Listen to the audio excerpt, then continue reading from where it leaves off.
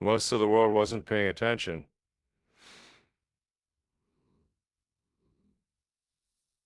Amid the chaos of global headlines, Russia's war in Ukraine, rising tensions in the Taiwan Strait, the economic collapse in Lebanon, and the West standoff with Iran, one quiet geopolitical victory went largely unnoticed. It didn't involve tanks rolling across borders, no shots were fired, no formal declarations of victory were made, and yet it marked a profound shift in the balance of power in one of the most strategically vital regions on Earth, the Indian Ocean. At the heart of this story is a string of coral islands that most people outside South Asia can't even find on a map. The Maldives, a tropical paradise for tourists, yes, but also a geopolitical pawn in a much larger game.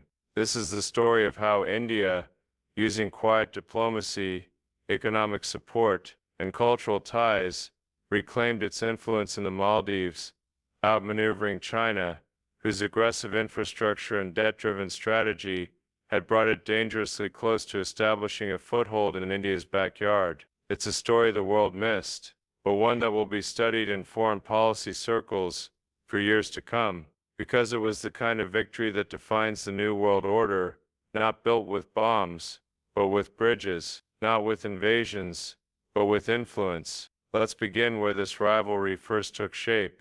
To understand how India reclaimed the Maldives, we must first understand how China nearly took it.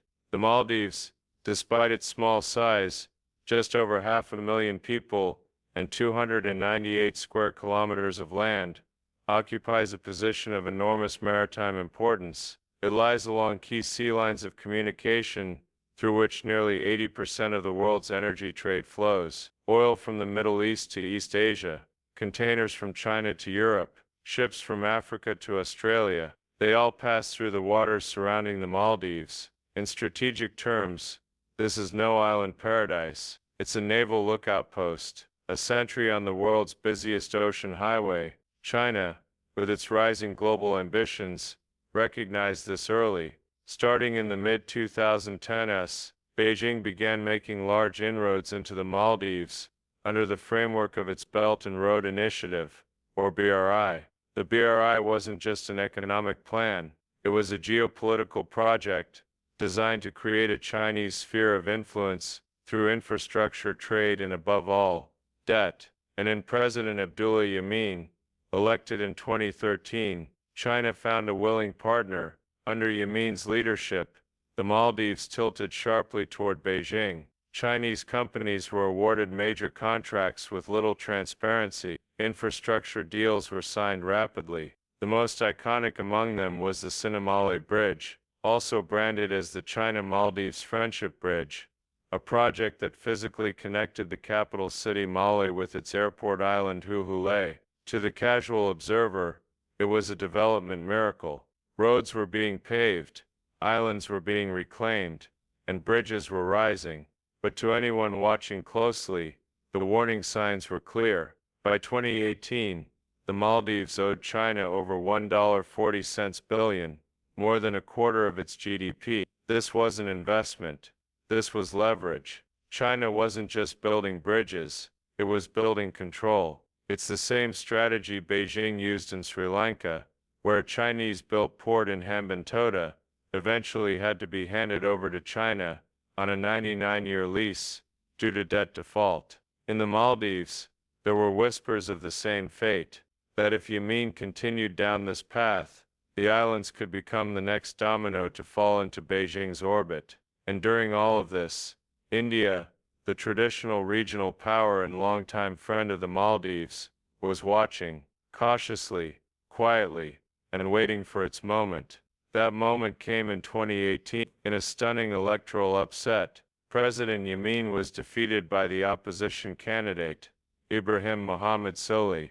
The result surprised many, including Beijing, but India had been preparing. Though it avoided overt interference, New Delhi had supported the democratic process, maintained discreet contacts with the opposition, and ensured its support structures were ready to engage with any new leadership willing to rebalance the nation's foreign policy. Solih's government, representing the Maldives Democratic Party, was far more inclined toward an India-first policy. Unlike his predecessor, Solly viewed China's investments with caution and expressed concern over the growing debt. India moved fast. Prime Minister Narendra Modi was one of the first world leaders to congratulate Solly. Within weeks, a high-level Indian delegation visited Mali. Multiple agreements were signed, and most importantly, India pledged over $1.4 billion in aid, soft loans and grants, effectively matching the scale of China's financial involvement, but without the harsh repayment conditions. Where China had built a bridge, India built relationships. New Delhi understood something that Beijing had ignored. Influence in the Indian Ocean isn't just about building projects, it's about building trust. And trust, once broken, is hard to repair. Solly's administration began reviewing many Chinese projects. Some were paused, some were cancelled, others were renegotiated. Meanwhile, India focused on high-impact, low-profile assistance, hospitals, educational exchanges, water supply systems, and community development. These weren't flashy. They didn't come with ribbon-cutting ceremonies and giant red flags, but they mattered to the Maldivian people. India also stepped up its maritime cooperation. Indian naval officers trained Maldivian Coast Guard forces. Radar systems were installed. Patrol vessels were donated.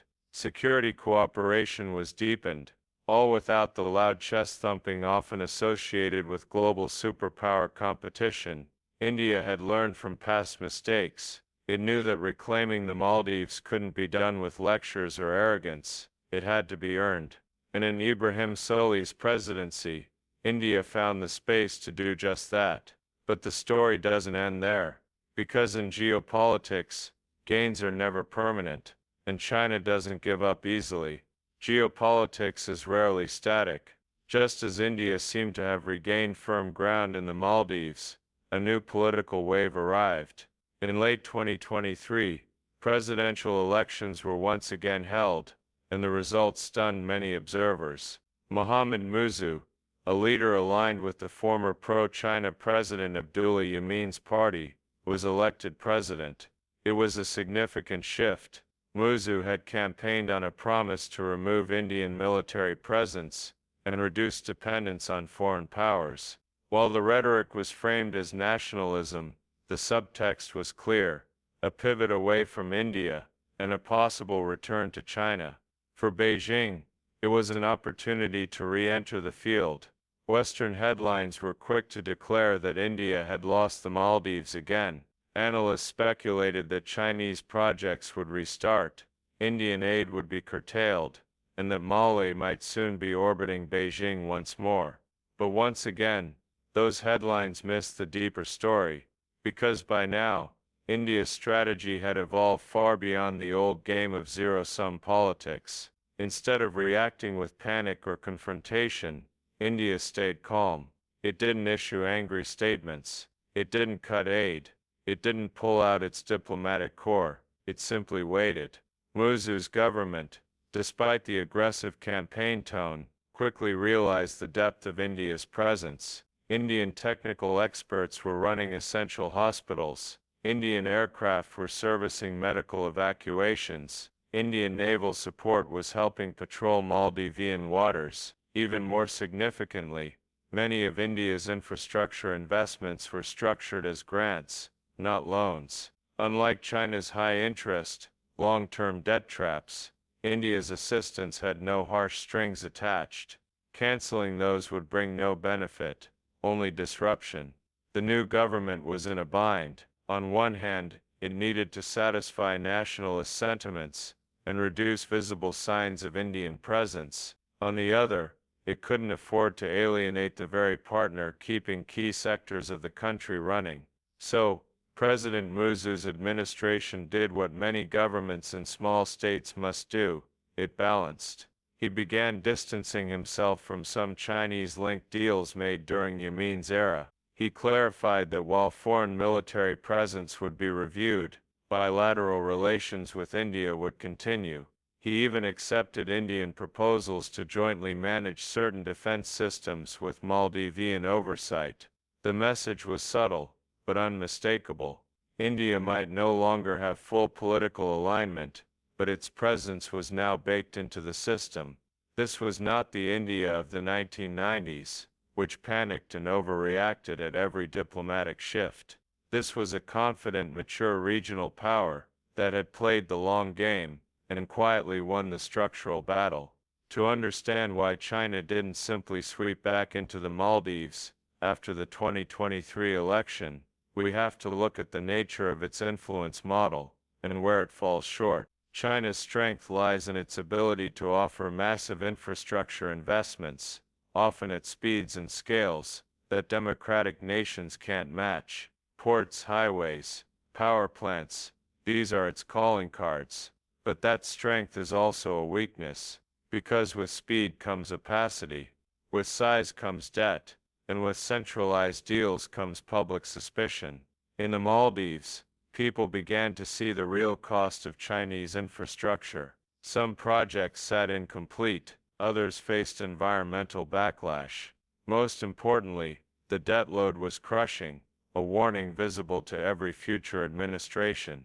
When China returned to the table in 2023, it came with old tools, big projects, bigger loans, and the same transactional approach. India, in contrast, had quietly retooled its playbook. Instead of competing dollar for dollar, India offered relevance. Need coastal radar? India will donate it. Need technical experts? India will send them. Need urgent medical flights? India's helicopters are ready. Need education or training for civil servants? India will host your brightest in its universities, free of charge. India wasn't trying to dazzle, it was embedding itself. And in modern geopolitics, embedded influence outlasts flashy loans. So even when Musu's government began hedging its bets, leaning slightly toward Beijing, it couldn't undo what India had already built, not just physical infrastructure, but institutional relationships, habits of cooperation, shared military protocols, cultural exchanges, and most importantly, trust. This is where China's model falters, because when political winds change, infrastructure can be abandoned, but trust-based influence adapts and survives. To understand the full scope of India's victory in the Maldives, we must widen the lens, because this wasn't just about a small island nation, it was part of a broader strategy, a regional chessboard, on which India is playing one of the most carefully crafted games in modern Asian geopolitics. India's foreign policy under Prime Minister Narendra Modi has moved from reactive to proactive. New Delhi no longer waits for China to make a move before responding. Instead, it builds strategic depth across the region. In the Indian Ocean, that means reinforcing old alliances and forming new ones. With Sri Lanka, India has invested in port development, energy grids, and transportation corridors, even helping rescue Colombo during its economic crisis when China hesitated.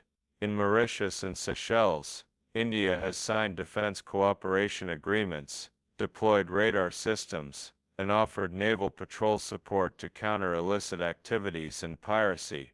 In the Andaman and Nicobar Islands, India has upgraded military infrastructure and surveillance systems, creating a forward operating naval presence across the eastern choke points of the Indian Ocean. The Maldives was the soft underbelly in this strategic chain, a point where Chinese influence could easily penetrate if India lost its grip. But New Delhi's steady, sustained engagement has now effectively closed that gap. Even when governments in mail tilt temporarily toward Beijing, India's deep-rooted presence in security, healthcare, disaster relief, and civil infrastructure makes it indispensable. And beyond direct engagement, India is building multilateral networks that further isolate China's influence. Through forums like the Indian Ocean Rim Association, IORA, and the Colombo Security Conclave, India now shares intelligence, and strategic coordination with island states on maritime threats, climate resilience, and trade security, issues that matter deeply to small nations like the Maldives. These platforms give smaller countries a voice, but also tie them more closely to India's security architecture. This isn't traditional hegemony, it's something more subtle, and arguably more durable. India isn't forcing allegiance, it's building relevance.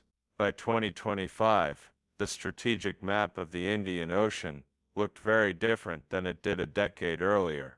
Where once China's red flag fluttered over every new construction site in Mali, now India's tricolor was quietly present, in ambulances, in weather radars, in desalination plants, in Coast Guard training schools. The Maldivian people, regardless of who holds office, now understand something deeply practical. When a cyclone hits, India sends help first. When the power grid fails, Indian engineers fly in. When medical supplies run short, Indian ships arrive, without demands, without publicity, without delay. That is influence you cannot measure in GDP or foreign investment rankings. It's the kind of influence that endures. China's attempt to dominate the Maldives was bold, swift, and aggressive, but it underestimated three things: the cultural closeness between India and the Maldives, the resilience of democratic accountability, and the quiet power of consistent presence. India, in contrast, played the long game. It lost ground temporarily, but it never panicked. It responded with humility, precision, and persistence, and it emerged, not just with policy wins, but with lasting goodwill. That is how India quietly defeated China in the Maldives, not with mega projects or military pressure, but with patience, with presence, with trust. And in a world where influence increasingly flows not from how loudly you speak, but from how deeply you're trusted, India's victory in the Maldives might just be a preview of something larger: the rise of a different kind of power, the rise of India, not as a global bully, but as a global partner. And the world, as usual, almost missed it.